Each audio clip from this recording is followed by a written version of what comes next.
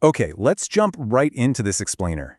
Because right now, at 35,000 feet, there is a machine balancing on the absolute razor edge of material science, literally fighting off its own destruction. The modern commercial jet engine isn't just a giant fan pushing air, you know?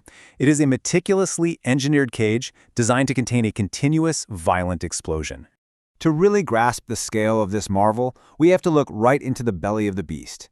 Deep inside the combustion chamber, burning aviation fuel unleashes a relentless, roaring inferno that reaches a staggering 1,700 degrees Celsius. And this firestorm isn't just a quick flash. It's sustained continuously for hours on end, locked inside a titanium casing just a few feet from where you're sitting with your ginger ale. And this creates a terrifying thermodynamic reality. The nickel-based superalloy turbine blades that sit directly in the path of this inferno, well, their melting point is 1,300 degrees. That is literally 400 degrees cooler than the firestorm hitting them.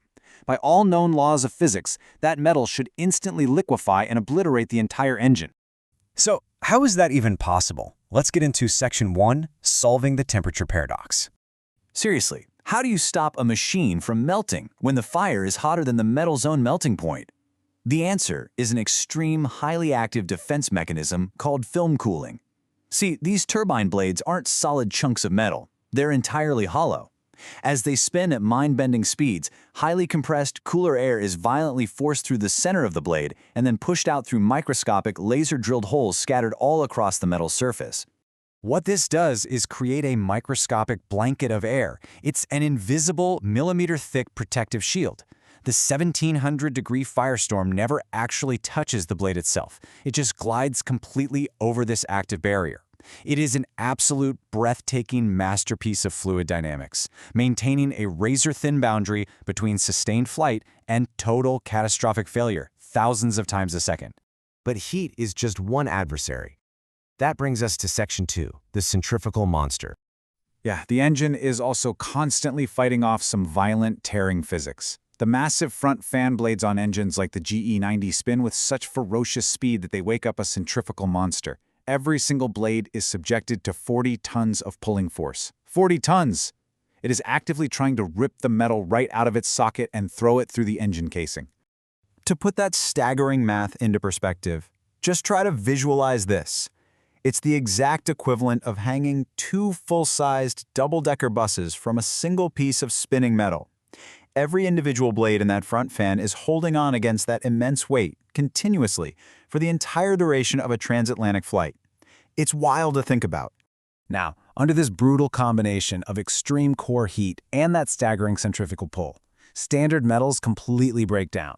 The intense heat softens their microscopic crystal boundaries, and then the 40 tons of spin stretches those millions of internal crystals until they literally tear apart. This microscopic separation is a fatal engineering failure known as creep, and it's a slow, invisible death sentence for an engine. To fight that off, we need something entirely new. Section 3, Single Crystal Technological Miracles. To defeat the monster of centrifugal force and prevent fatal creep, materials scientists had to throw out the entire rulebook of metallurgy. We're stepping into straight-up sci-fi reality here. Inside specialized, high-temperature vacuum furnaces, scientists don't cast these blades anymore. They meticulously grow them.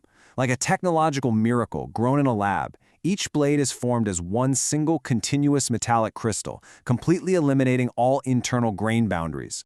Think about what that means. Because there are absolutely zero microscopic fault lines in this lab-grown marvel, the blade is physically incapable of pulling itself apart. It simply cannot succumb to creep. It's an atomic-level margin of safety that straight up defies the tearing forces of aviation. So the core is safe, but what about the rest of the engine?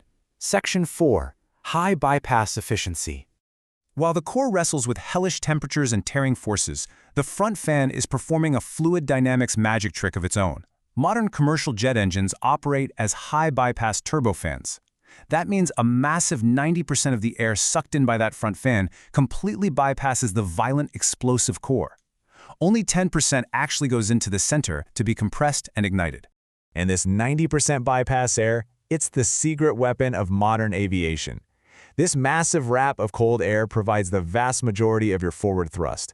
But beyond that, it completely envelops the 1,700-degree core, acting as a natural, incredibly effective physical sound barrier. It muffles the screaming exhaust and delivers the kind of mind-blowing commercial fuel efficiency that makes modern global flight possible. But, of course, things can still go wrong, which brings us to Section 5, the ultimate blade-off test. Aviation engineering always prepares for the absolute worst-case scenario. Before any engine design is ever allowed to fly, it undergoes the terrifying blade-off test. Engineers literally pack the base of a fan blade with high explosives, spin the engine up to maximum operational speed, and then they detonate it. The machine has to completely contain its own explosive death mid-spin. How does it survive a self-inflicted bomb? An incredibly robust outer containment ring surrounds the engine core. It's woven from military-grade Kevlar and heavily reinforced with high-strength titanium. Its sole job is to absorb that catastrophic impact and catch every single piece of supersonic shrapnel. It guarantees absolutely nothing, pierces the passenger cabin.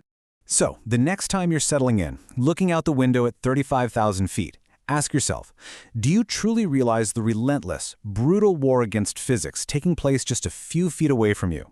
Between the microscopic blankets of air fighting temperatures that melt steel, and single crystal blades defying forces that tear metal apart at the atomic level, you are kept aloft by an absolute, daily miracle of extreme engineering. Makes you appreciate the flight a little more, doesn't it?